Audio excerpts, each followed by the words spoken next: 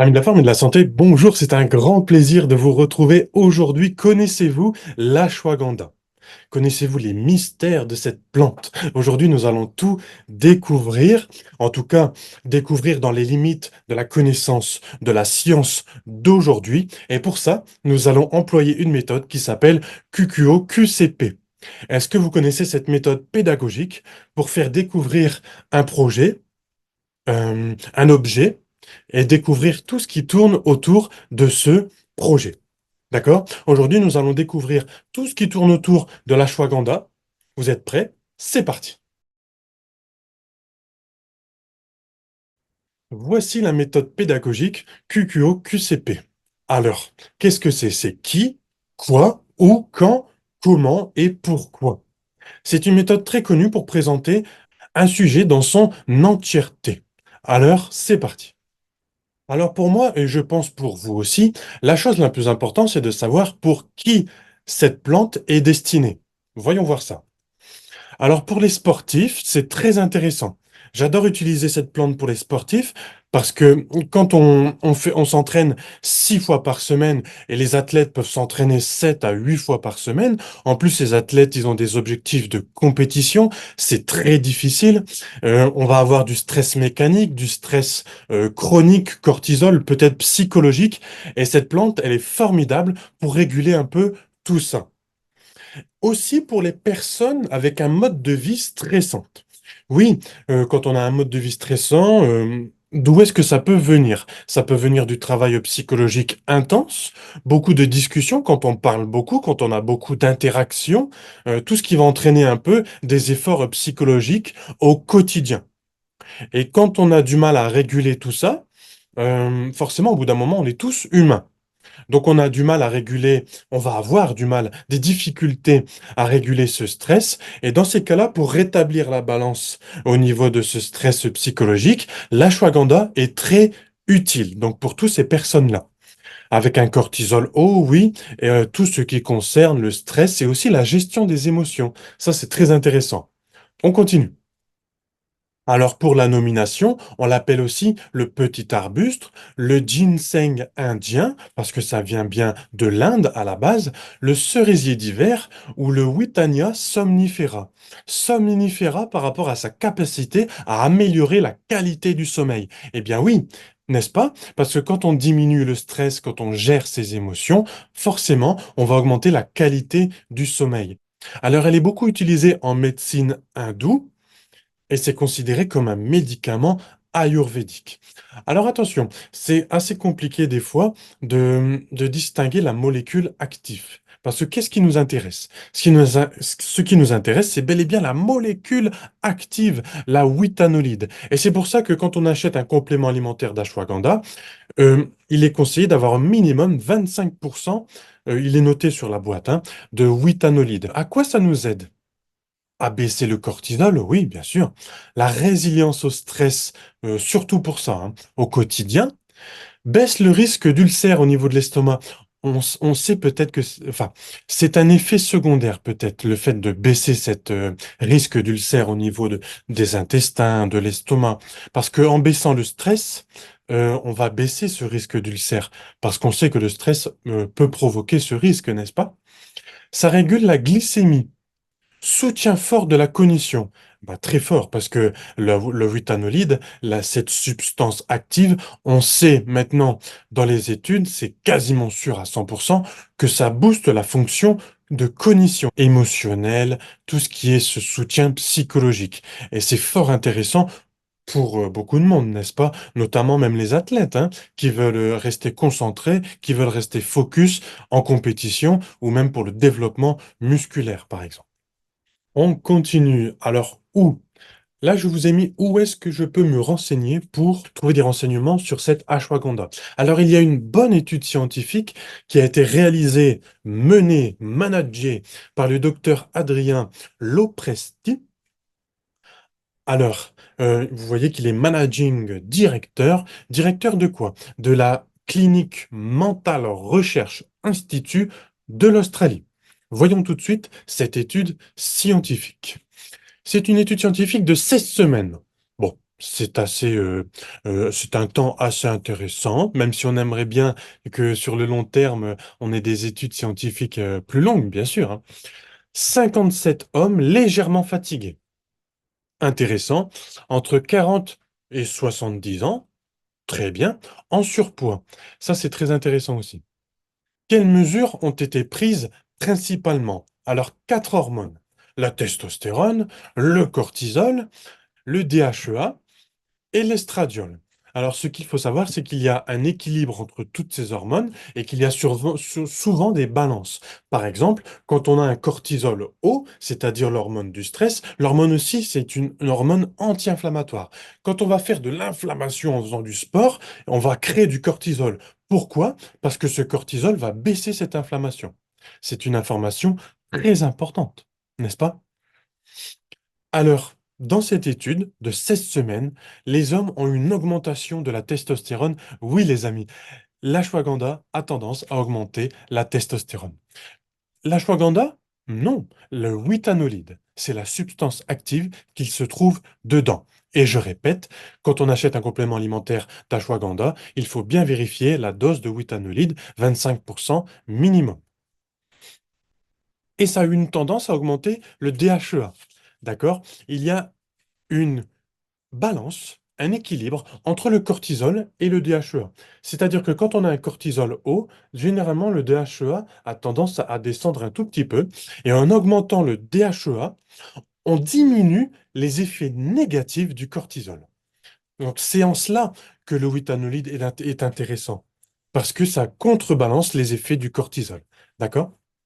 C'est magnifique. En gros, ça nous aide à réguler les effets négatifs du cortisol tout en gardant les effets positifs de ce cortisol. Et oui, parce que le cortisol, ça a des effets très positifs. On dit que c'est l'hormone du stress, mais ça nous permet d'être éveillés, ça nous permet d'être en forme au quotidien, le cortisol quand même, hein. Après, quand on veut se reposer, le but, c'est de diminuer ce cortisol. Alors cet ashwagandha, à ce moment-là, peut nous aider. Et c'est pour ça que c'est intéressant de le prendre le soir. Le soir, ça va diminuer le cortisol et ça va nous permettre de mieux dormir. Bien sûr, pour les personnes qui ont un stress vraiment chronique dès le matin, qui ont du mal à gérer ce cortisol, c'est ce qui nous empêche des fois de manger correctement le matin. Quand on a un cortisol haut, on va avoir l'estomac serré comme ça. Ah, et on va avoir du mal à manger le matin. Ben, dans ces cas-là, peut-être réguler un peu tout ça en prenant de la l'ashwagandha et vous pourrez manger correctement 1 heure, 2 heures après vous êtes levé. D'accord? On continue. Alors quand? Ben, je viens de l'expliquer. Le matin ou le soir? Le soir pour augmenter la qualité du sommeil, le matin pour réguler les personnes qui ont un stress psychologique chronique, qui ont du mal à manger, qui ont du mal à gérer le stress dès le matin. Et quand on sait qu'on va avoir une journée stressante, pourquoi ne pas anticiper avec avec un petit ashwagandha? Mais attention, l'ashwagandha, c'est une béquille. C'est un support. Il va falloir réguler le stress chronique par un autre moyen, par le mode de vie. Qu'est-ce qui se passe? Comment ça se fait qu'on a un cortisol haut dès le matin? C'est très bien, mais très haut toute la journée, là c'est moins bien. Est-ce que vous prenez trop de café, par exemple? C'est un exemple à prendre. Comment ça se fait que le matin, on a déjà un cortisol très haut? Est-ce que vous avez un sommeil efficace? Plus vous avez un sommeil efficace, plus vous allez réguler le cortisol le matin. Tout ça, c'est une balance, tout ça, c'est un équilibre. L'ashwagandha, ça va permettre de réguler, ça va être une béquille dans un premier temps. Mais ensuite, il va falloir réguler tout ça. Mon avis à moi, c'est qu'on ne va pas prendre un complément alimentaire toute notre vie quand même. On va pas prendre de l'ashwagandha toute notre vie. Le but, c'est d'en prendre le temps de réguler la balance et ensuite, on règle les choses dans le mode de vie. On continue. Bien sûr, c'est adapté selon notre besoin. Ah oui, là, on va parler de la dose. La dose, c'est adapté selon le besoin. En parlant de dose, on va toujours démarrer tout doucement. Une plante adaptogène, on démarre doucement et ensuite on augmente la dose jusqu'à quand? Eh bien, jusqu'à ce qu'on a atteint notre objectif, c'est-à-dire qu'on régule ce stress. D'accord? Si on prend une trop forte dose d'un seul coup, on va être somnolent et bien sûr, on ne veut pas être somnolent. Nous, notre but ici, c'est d'avoir la forme. Boum! D'accord? Mais si on a trop de cortisol, on va être fatigué. Si on n'en a pas assez, on va être fatigué également. Le but, c'est d'avoir un cortisol stable. Alors, comment faire? Bah, le tout, effectivement, je viens aussi d'en discuter avec vous. Le but, c'est de savoir où on est au niveau de ce stress psychologique, n'est-ce pas? Est-ce que tout va bien? On n'a pas forcément besoin d'ashwagandha. Alors peut-être que vous voulez essayer pour augmenter votre testostérone. C'est très intéressant pour avoir plus de libido, plus de fertilité et plus de masse musculaire. C'est tout ce qu'on cherche sur cette chaîne. Donc peut-être que l'ashwagandha, ça peut être intéressant pour vous. Mais je conseille de consulter un professionnel de santé qui pratique la nutrition fonctionnelle. Ça, c'est très intéressant. Est-ce que vous avez un stress mécanique? Et oui, si vous vous entraînez 5 fois par semaine, par exemple, et que vous donnez beaucoup d'intensité pour prendre de la masse musculaire, nous avons un stress mécanique. Moi, je suis dans cette catégorie. Je pratique la musculation, j'ai du stress mécanique, c'est-à-dire de la courbature. Et cette courbature, ben, elle est inflammatoire. Et forcément, elle va augmenter le cortisol, puisque notre corps va détecter cette inflammation et le cortisol va être déclenché parce que c'est une hormone anti-inflammatoire. Le cortisol, s'il y en a de trop, il va diminuer la testostérone. Et donc, cet ashwagandha va peut-être nous aider à réguler la balance entre l'inflammation et le taux de testostérone. Préparer une compétition ou un examen.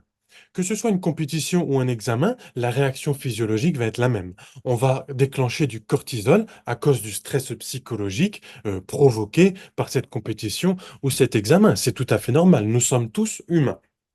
À partir de là, l'ashwagandha peut être très intéressant pour réguler le cortisol et essayer de conserver un focus. Forcément, un athlète qui est concentré sur le résultat va avoir de meilleurs résultats.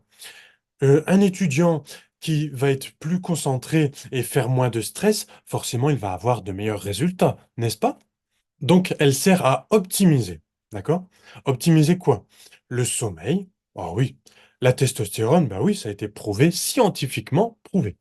La force, bah quand on a plus de testostérone et moins de cortisol, ça augmente la force. Quand on a plus de concentration, de focus, c'est très, pour augmenter la force, les powerlifters, qu'est-ce qu'ils utilisent? Ils utilisent la concentration, bien sûr. Et elle sert là à la gestion des émotions. Très intéressant. Comment elle se prend? Elle peut se prendre en gélule. Moi, je préfère en gélule. C'est très rare que je préfère les gélules pour les compléments alimentaires, mais dans ces cas-là, c'est beaucoup plus pratique. On en prend une seule quand elle est bien dosée et peut-être maximum deux. euh, Deux au bout d'un moment. Si elle est bien dosée, deux, c'est déjà pas mal. Le gros point fort de cette ashwagandha par rapport à d'autres plantes, c'est qu'il y a, pour l'instant, dans les études scientifiques, et ça a été recherché, aucune interaction médicamenteuse découverte à ce jour. Ça, c'est un gros point fort à noter dans vos notes si vous voulez prendre des notes là-dessus. C'est très intéressant ça. Peut-être qu'un jour on va découvrir euh, des interactions avec des médicaments, mais pour l'instant ils ont essayé avec les anxiolytiques, pas d'interaction.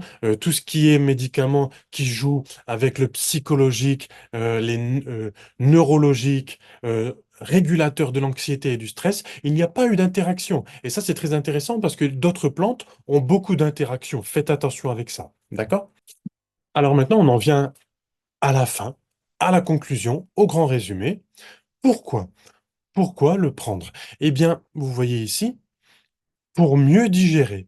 Et oui, pour avoir moins de problèmes d'intestin.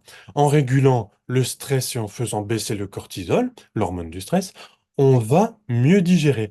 Parce que comme je vous expliquais tout à l'heure, les intestins sont un peu crispés.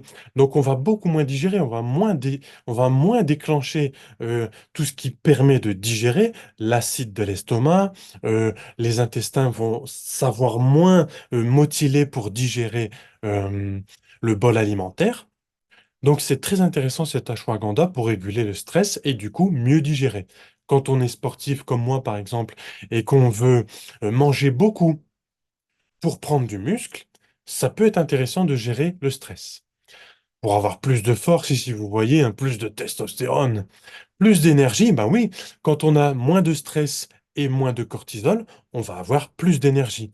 Parce que quand on est stressé, on va utiliser de l'énergie pour ce stress. Et du coup, on va être plus fatigué beaucoup plus rapidement. Bien sûr, ici, le sommeil, on en a parlé, le sommeil est régulé, c'est un support, c'est ashwagandha pour essayer de réguler le sommeil, mais au bout d'un moment, il va falloir procéder à une hygiène du sommeil pour mieux dormir, parce qu'on ne peut pas prendre de l'ashwagandha à vie. En diminuant ce stress, on va laisser place au sélénium et au zinc, donc on va avoir un système immunitaire amélioré, très intéressant.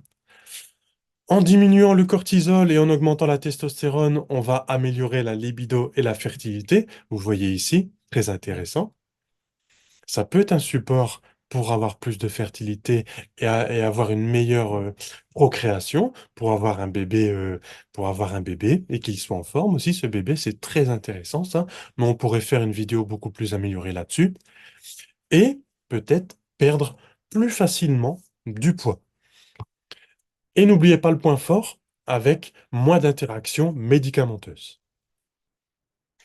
Bien sûr, l'ashwagandha est très utile. Bien sûr, l'ashwagandha est une plante merveilleuse de ce que disent les études pour l'instant, mais on ne va pas atteindre nos objectifs sans, bien sûr, réguler cette balance ici, orienter notre alimentation vers une alimentation plus fruitée, plus colorée, méditerranéenne.